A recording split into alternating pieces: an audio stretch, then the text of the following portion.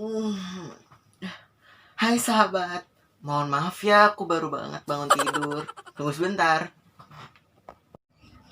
Perkenalkan, saya Robil Awalullah. Dan pada kesempatan kali ini saya akan menjelaskan mengenai sejarah akuntansi. Sejarah akuntansi dimulai pada tahun 1494 ketika Luca Pacioli yang kita kenal sebagai Bapak Akuntansi mempublikasikan sebuah buku yang berjudul Summa de Arithmetica Geometrica Proportioni et Proportionali yang di dalamnya terdapat subjudul yang namanya Particularis de Computis et Scriptoris yang mengajarkan sistem pembukuan berpasangan. Apa sih yang dimaksud dengan sistem pembukuan berpasangan itu? Jadi, sistem pencatatan semua transaksi ini dibagi menjadi dua, yaitu sisi kredit dan sisi debit. Nah, subjudul inilah yang nantinya menjadi cikal bakal dari akuntansi. Pada abad ke-14, perhitungan laba dan rugi pun telah diterapkan oleh pedagang dengan cara menghitung harta di akhir pelayaran. Seperti yang kita ketahui, pada zaman dahulu, pedagang berlayar untuk menjual dagangannya di luar negeri. Nah, mereka inilah yang akan menghitung hasil dari pelayaran mereka di akhir pelayarannya. Kemudian pada tahun 1870, ketika Undang-Undang Tanam Paksa dihapuskan di Indonesia, akuntansi pun ikut berkembang di Indonesia. Mengapa demikian? Karena ketika Undang-Undang Tanam Paksa tersebut dihapuskan, banyak pengusaha Belanda yang menanamkan modalnya di Indonesia. Nah, mereka inilah yang mengenalkan sistem pembukuan di Indonesia. Pendidikan akuntansi di Indonesia sendiri dirintis pada tahun 1952 oleh Universitas Indonesia yang membuka jurusan akuntansi di Fakultas Ekonomi. Kemudian, perguruan tinggi lainnya pun mengikuti langkah dari Universitas Indonesia ini. Dan barulah pada tahun 1954 dibuat aturan untuk pemberian gelar kepada akuntan. Kemudian pada tanggal 23 Desember 1957 didirikanlah sebuah organisasi yang menghimpun para akuntan di Indonesia yang dikenal sebagai Ikatan Akuntan Indonesia. IAI ini menyusun sebuah prinsip akuntansi di Indonesia yang dikenal dengan nama Standar Akuntansi Keuangan atau SAK. SAK merupakan prinsip, prosedur, dan teknik akuntansi yang mengatur penyusunan laporan keuangan, khususnya untuk pemilik perusahaan, investor, dan kreditor. Saat pasar modal mulai diaktifkan di Indonesia pada tahun 1973, IAI melakukan modifikasi pada prinsip dan standar akuntansi ini dalam sebuah buku yang berjudul Prinsip Akuntansi Indonesia atau PAI. Saat ini, akuntansi sudah sangat berkembang dan menjadi perhatian khusus semua bisnis, baik lokal maupun global. Itulah sedikit informasi mengenai sejarah akuntansi. Untuk materi selanjutnya adalah pengertian dan manfaat akuntansi yang dijelaskan oleh teman saya Yesi Sri Devi. Sekian dari saya mau lanjut tidur dulu ya. Dah.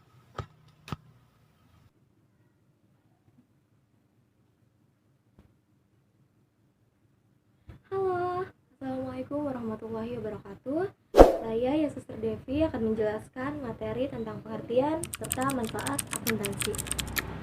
Pengertian akuntansi. Akuntansi merupakan suatu proses yang diawali dengan mencatat, mengelompokkan, mengolah, menyajikan data, serta mencatat transaksi yang berhubungan dengan keuangan, sehingga informasi tersebut dapat digunakan oleh seseorang yang ahli dalam bidangnya, dan menjadi bahan untuk mengambil suatu keputusan. Manfaat akuntansi. Yang pertama, merencanakan serta menetapkan aktivitas perusahaan. Yang kedua, sebagai dasar untuk menghitung besar pajak. Yang ketiga, untuk memperoleh pinjaman dari kreditur. Yang keempat, menyediakan informasi keuangan bagi investor. Serta yang kelima, sebagai alat pertanggungjawaban. Terima kasih. Sekian materi dari saya. Materi selanjutnya akan disampaikan oleh Rohman. Halo, Assalamualaikum. Saya Rohman Raihan Maulana dari kelas 12 IPS 1. Saya ingin menjelaskan materi tentang pemakai informasi akuntansi. Menurut Auguste Comte, filsuf asal Prancis menyebutkan bahwa akuntansi adalah proses identifikasi, pengukuran, dan pelaporan suatu hal terkait ekonomi. Pemakai informasi akuntansi dibagi menjadi dua, yaitu pihak internal dan eksternal. Pihak internal adalah pihak yang bertanggung jawab untuk mengelola dan menjalankan perusahaan. Orang-orangnya yaitu 1. Pemilik. Pemilik perusahaan berkepentingan untuk mengetahui kondisi ekonomi bisnisnya berjalan lancar dengan baik atau tidak. 2. Manajemen. Manajer merupakan pihak yang bertanggung jawab atas perusahaan, sehingga mereka bergantung kepada informasi akuntansi untuk menjalankan tugasnya. 3. Karyawan. Karyawan perusahaan juga perlu mengetahui informasi tentang akuntansi. Mereka dapat menggunakannya sebagai bahan dalam mendiskusikan kontrak kerja. Pihak eksternal. Pihak eksternal adalah pihak-pihak di luar perusahaan yang terkait dengan perusahaan.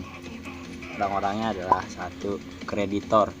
Kreditor adalah pihak yang memberikan barang kredit maupun pinjaman kepada perusahaan seperti bank. 2. Pemerintah. Perusahaan tentu memiliki pajak yang harus dibayar ke pemerintah. Karena itu pemerintah sebagai pemungut pajak menggunakan informasi akuntansi untuk menghitung pemungutan pajak. 3. Investor. Investor adalah pihak yang memiliki modal dan berpeluang untuk menanamkannya ke perusahaan. 4. Masyarakat. Golongan masyarakat termasuk ke dalam konsumen dan mereka yang akan menjadi karyawan perusahaan tersebut. Sekian dari saya, terima kasih. Dan materi selanjutnya akan dijelaskan oleh teman saya. Oh, udah. Assalamualaikum warahmatullahi wabarakatuh. Halo semuanya, perkenalkan nama saya Salsabila Anda Revade Safira dari kelas 12 IPS 1. Hari ini saya akan memberikan suatu informasi mengenai karakteristik kualitas informasi akuntansi. Jadi, karakteristik kualitas informasi akuntansi itu ada 7. Nah, yang pertama adalah relevan. Relevan di sini maksudnya adalah suatu informasi akuntansi itu harus relevan. Percuma jika informasi tersebut sudah tepat, akurat, namun tidak relevan, informasi tersebut menjadi tidak berguna. Jadi relevan itu adalah salah satu poin dari karakteristik yang sangat penting. Nah, yang kedua itu adalah dapat dimengerti. Suatu informasi akuntansi dalam penulisannya itu harus menggunakan bahasa yang bisa dimengerti oleh banyak pihak, tidak hanya satu pihak atau dua pihak, tetapi seluruh pihak bisa mengerti isi dari informasi akuntansi tersebut agar suatu laporan keuangan bisa menjadi mudah dipahami dan mudah dicermati juga. Nah, yang ketiga adalah daya uji. Nah, suatu informasi akuntansi itu harus dapat diuji oleh pihak-pihak yang sudah mengerti tentang informasi tersebut. Diujinya itu adalah kualitas informasi tersebut tuh harus bisa tepat, cermat, relevan, dan juga valid. Karena makanya informasi tersebut haruslah dapat diuji oleh pihak-pihak yang mengerti tentang informasi akuntansi. Nah, yang keempat adalah netral. Informasi tersebut haruslah netral, tidak memihak satu pihak manapun. Jadi, tidak menyudutkan pihak lain dan juga tidak memihak pihak lain agar laporan keuangan menjadi tepat dan cermat maksudnya. Nah, yang kelima itu adalah tepat waktu. Nah, informasi akuntansi haruslah tepat waktu. Maksudnya adalah informasi yang diberikan itu haruslah sedini mungkin, secepat mungkin, agar suatu laporan keuangan bisa cepat dibentuk, maksudnya cepat dibuat, dan juga tidak memakan waktu yang lama. Nah, yang keenam itu adalah daya banding. Daya banding itu maksudnya suatu informasi akuntansi yang akan kita berikan yang maksudnya akan kita bentuk menjadi laporan keuangan itu haruslah dapat dibandingkan dengan informasi yang sebelumnya, karena kan tentang ekonomi akuntansi itu kan selalu berubah-ubah, seperti mata uang, pendapatan, segala macam itu kan selalu berubah-ubah.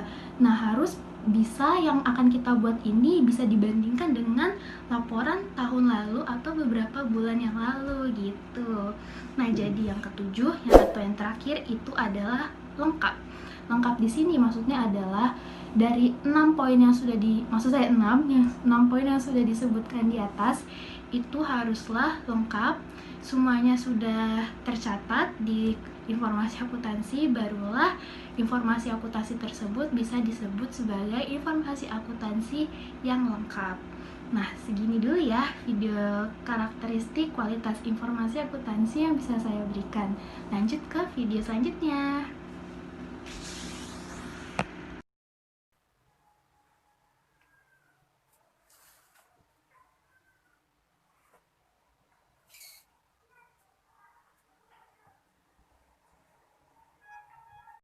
Assalamualaikum warahmatullahi wabarakatuh. Saya Syahida Salianti akan menjelaskan mengenai prinsip dasar akuntansi. Yang pertama ada prinsip biaya historis. Prinsip ini mengharuskan kita untuk melakukan pencatatan terhadap biaya yang dikeluarkan untuk memperoleh barang atau jasa. Yang kedua ada prinsip pengakuan pendapatan. Prinsip ini mengharuskan kita untuk melakukan pencatatan pendapatan terhadap aktiva yang masuk dari penyerahan barang atau jasa. Yang ketiga ada prinsip mencocokkan.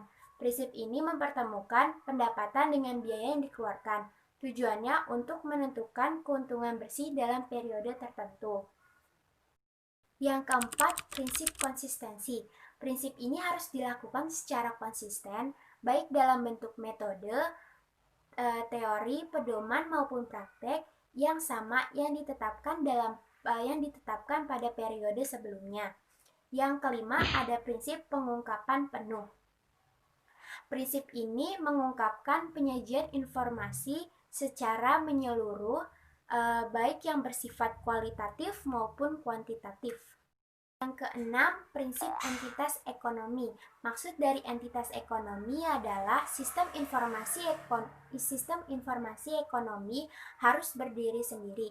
Kita tidak boleh mencampurkan laporan keuangan akuntansi antara perusahaan dengan pribadi ataupun pihak lain.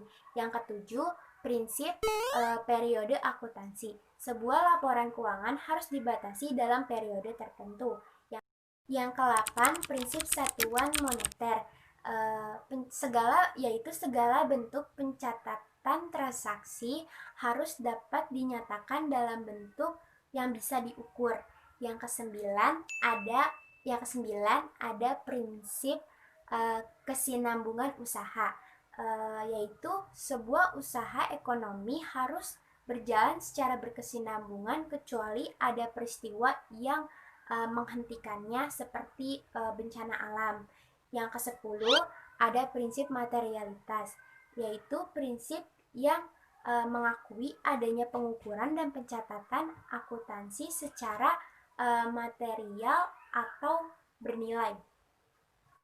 Sekian materi mengenai prinsip dasar akuntansi. Terima kasih. Lanjut ke video selanjutnya. Halo, perkenalkan nama saya Risma Handiani. Di sini saya akan menjelaskan tentang bidang-bidang akuntansi. Kalau sebelumnya sudah dijelaskan oleh Syariah tentang prinsip dasar akuntansi. Nah, di sini saya akan menjelaskan tentang bidang-bidang akuntansi. Nah, bidang-bidang akuntansi itu ada berapa macam sih? Nah, bidang-bidang akuntansi itu ada 12, yaitu yang pertama ada akuntansi keuangan. Akuntansi keuangan itu berkaitan dengan pelaporan keuangan suatu perusahaan yang memusat perhatiannya pada pencatatan transaksi perusahaan secara periodik. Nah, yang kedua ada akuntansi biaya. Akuntansi biaya itu tentang penempatan dan pengendalian biaya, khususnya biaya untuk produksi suatu barang dan biaya distribusinya. Nah, yang ketiga ada akuntansi manajemen. Akuntansi manajemen itu tentang pengendalian perusahaan, memantau arus kas, menilai alternatif dalam pengambilan keputusan. Nah, yang keempat ada akuntansi pemeriksaan. Akuntansi pemeriksaan itu berkaitan dengan pemeriksaan laporan keuangan yang dihasilkan oleh akuntansi keuangan dan mereka memberikan pendapat tentang kewajaran isi laporan keuangan tersebut. Nah, yang kelima ada akuntansi perpajakan. Akuntansi perpajakan adalah akuntansi yang diterapkan dengan tujuan untuk menetapkan besarnya pajak terutang.